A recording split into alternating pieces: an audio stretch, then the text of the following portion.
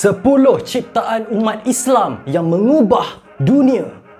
Apa yang dipanggil sebagai zaman gelap di Eropah pada abad pertengahan sebenarnya adalah zaman keemasan bagi Islam. Semasa zaman kekhalifahan Abbasiyah, terdapat satu tempoh budaya, ekonomi dan saintifik berkembang pesat yang menyaksikan banyak ciptaan utama yang telah membentuk dunia moden kita pada hari ini. Jadi, apa kata kita senaraikan 10 ciptaan utama umat Islam yang telah mengubah dunia. Nombor 1 adalah pembedahan oleh Al-Zahrawi. Terjemahan karya Al-Zahrawi mengenai pembedahan telah diajar di Universiti Eropah selama beberapa abad. Namanya Abu Al-Qasim Al-Zahrawi adalah seorang yang mendahului zamannya. Dikenali sebagai bapa pembedahan, dia telah mencipta lebih 200 alat pembedahan pada abad ke-11 yang menyelamatkan berjuta-juta nyawa. Kebanyakan alat bedah yang dicipta masih digunakan pakai sehingga ke hari ini. Salah satu buku Al-Zahrawi yang terkenal iaitu Al-Tasrif.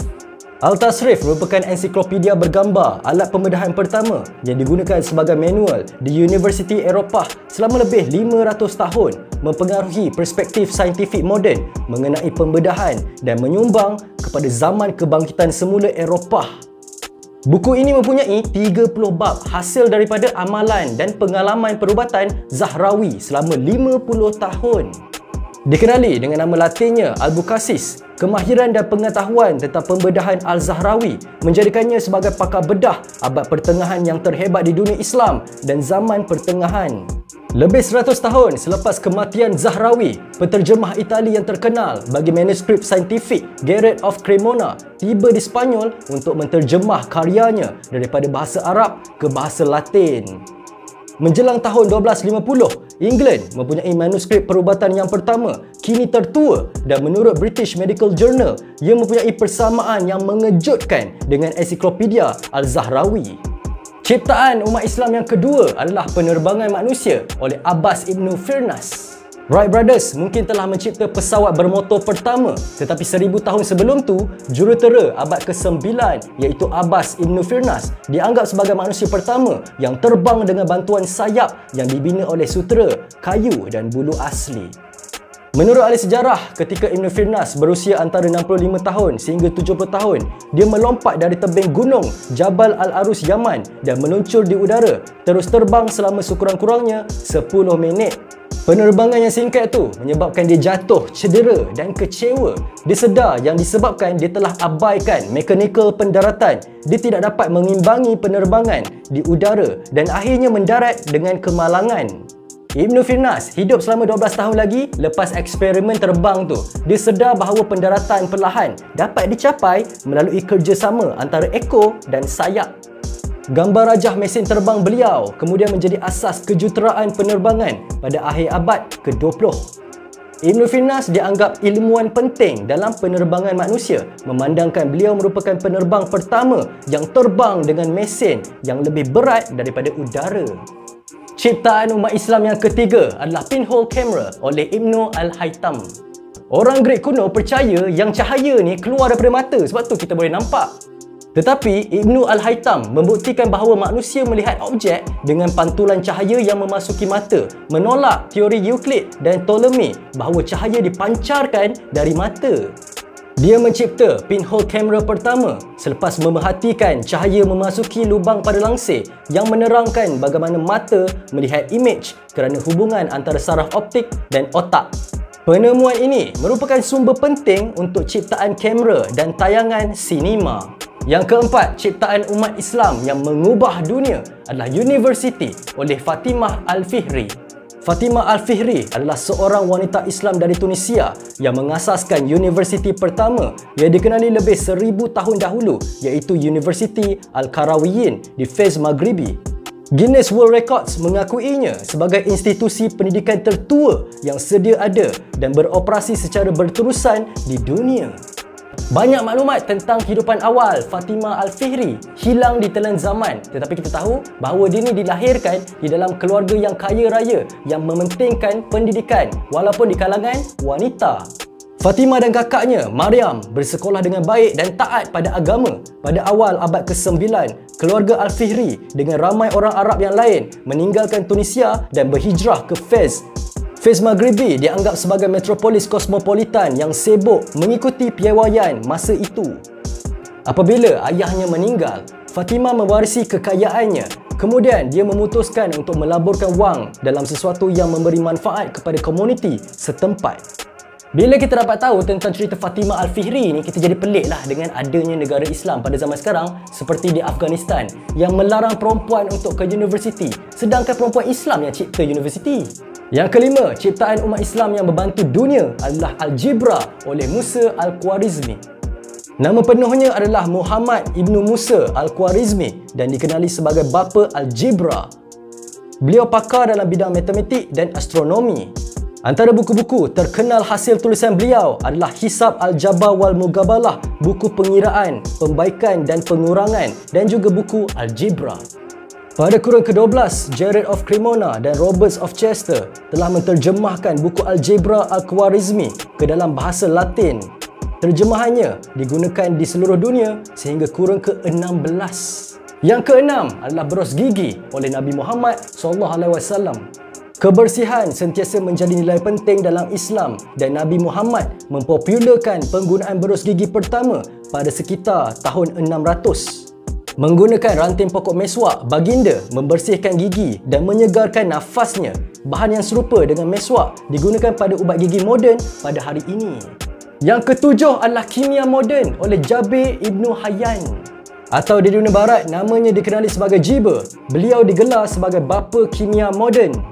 Jabir telah menemukan pelbagai bahan kimia baru termasuk asid hidrokolik, asid sulfurik dan asid nitrik.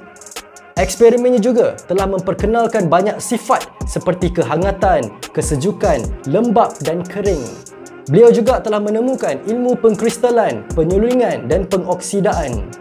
Bukunya bertajuk Alkimia telah menjadi rujukan penting kepada saintis-saintis barat. Ciptaan umat Islam yang telah mengubah dunia yang ke-8 adalah Encol oleh Al-Jazari. Asas-asas mechanical automatic modern pertama kali digunakan adalah dalam dunia Islam seperti sistem Encol yang dihubungkan dengan rod.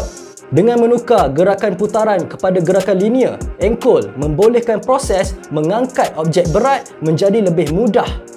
Teknologi ini ditemui oleh Al-Jazari pada abad ke-12, tersebar ke seluruh dunia dengan pantas, membawa kepada penciptaan lebih banyak produk kepada produk yang ringkas seperti basikal sehinggalah kepada yang lebih kompleks seperti enjin kenderaan.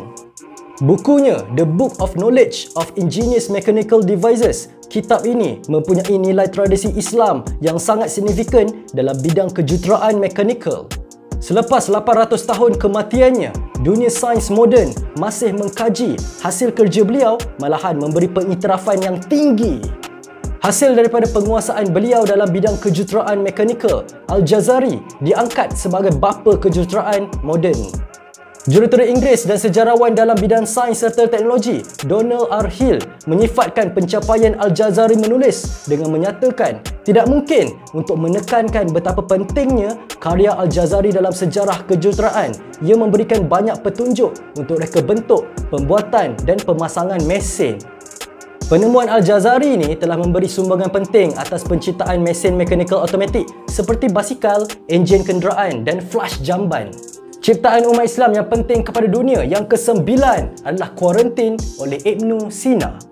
Abu Ali Al-Husain Ibni Abdillah Ibnu Sina, juga dikenali dengan nama Ibnu Sina, adalah ahli falsafah, ilmuwan dan doktor yang lahir di Afshana, Bukhara, Uzbekistan. Beliau dikenali oleh orang barat dengan nama Avicenna dan digelar sebagai bapa perubatan moden. Antara sumbangan besar beliau yang menjadi rujukan dalam dunia perubatan moden sehingga ke hari ini adalah pendekatan dalam mencegah wabak penyakit berjangkit yang menular melalui populasi manusia. Ianya dikenali pada hari ini dengan istilah pandemik. Berhubung pendekatan beliau dalam mencegah penularan wabak penyakit, terdapat suatu peristiwa bersejarah yang sangat monumental yang berlaku di zamannya. Ibn Sina berpendapat yang sesetengah penyakit berjangkit merebak melalui mikroorganisma.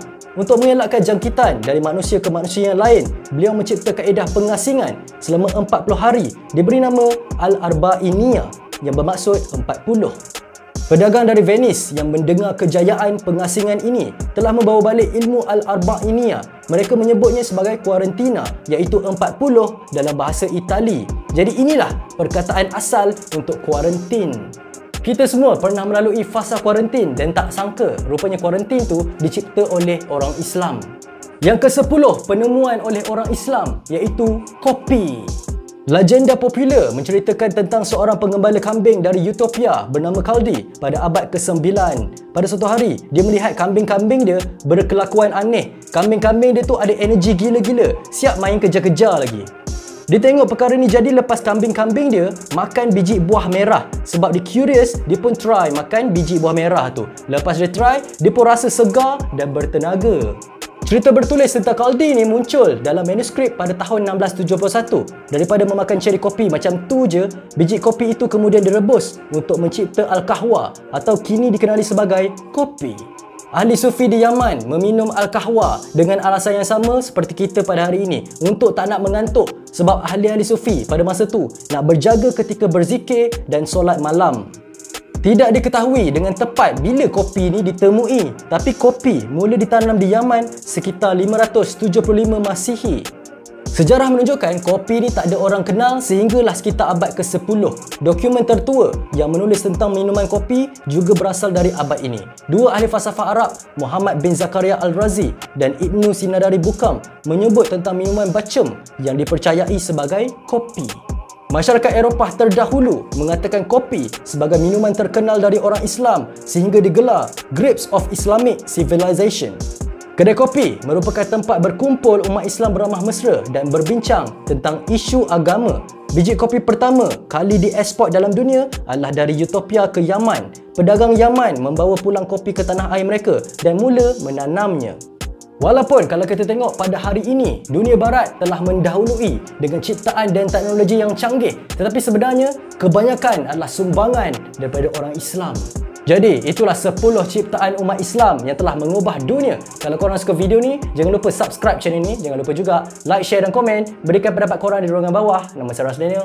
Terima kasih kerana menonton. Sampai tinggal, jumpa lagi. Assalamualaikum. Ciao.